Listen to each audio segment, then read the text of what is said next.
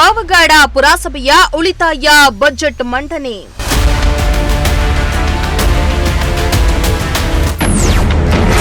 Budget ಮಂಡಿಸಿದ ಪುರಸಭೆ ಆಡಳಿತಾಧಿಕಾರಿ ಗೋಟೂರು ಶಿವಪ್ಪ.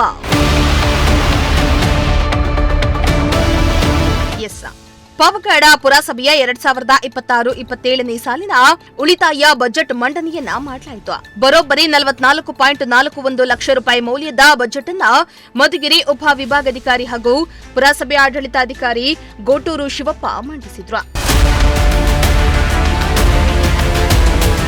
ಇನ್ನು ಬಜೆಟ್ನಲ್ಲಿ ವಿವಿಧ ಅಭಿವೃದ್ಧಿ ಹಾಗೂ ಕಲ್ಯಾಣ ಕಾರ್ಯಕ್ರಮಗಳಿಗೆ ಅನುದಾನವನ್ನ ಮೀಸಲಿಟ್ಟಿದ್ದು, ಸಾಂಸ್ಕೃತಿಕ ಕಾರ್ಯಕ್ರಮಗಳಿಗೆ 3 ಲಕ್ಷ ರೂಪಾಯಿ, ಕ್ರೀಡಾ ಕ್ಷೇತ್ರಕ್ಕೆ 1 ಲಕ್ಷ ರೂಪಾಯಿ, ಪ್ರಕೃತಿ ವಿಕೋಪ ಪರಿಹಾರಕ್ಕೆ 2 ಲಕ್ಷ ರೂಪಾಯಿಗಳನ್ನ ಮೀಸಲಿಡಲಾಗಿದೆ. ಅಲ್ಲದೆ ರಸ್ತೆ ಬದಿಯಲ್ಲಿ ಗಿಡ ನೆಡುವುದಕ್ಕೆ 4 ಲಕ್ಷ ರೂಪಾಯಿ ಹಾಗೂ ನಾಮಫಲಕ ಅಳವಡಿಕೆಗೆ 15 ಲಕ್ಷ ರೂಪಾಯಿ ನೀಡಲಾಗಿದೆ.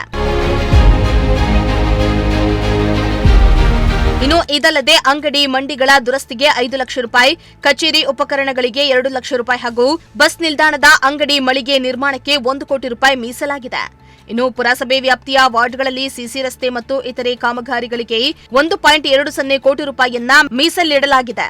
ಇನ್ನು ಪತ್ರಕರ್ತರಿಗೆ 5 ಲಕ್ಷ ರೂಪಾಯಿ ವಿಮೆ ಸೌಲಭ್ಯವನ್ನ ಕಲ್ಪಿಸಿದ್ದು, ಪರಿಶಿಷ್ಟ ಪಂಗಡ ಹಾಗೂ ಹಿಂದುಳಿದ ವರ್ಗದ ವಿದ್ಯಾರ್ಥಿಗಳಿಗೆ 6 ಲಕ್ಷ ರೂಪಾಯಿ ಸಹಾಯಧನವನ್ನ ನೀಡಲಾಗುವುದೆಂದು ತಿಳಿಸಿದ್ದಾರೆ.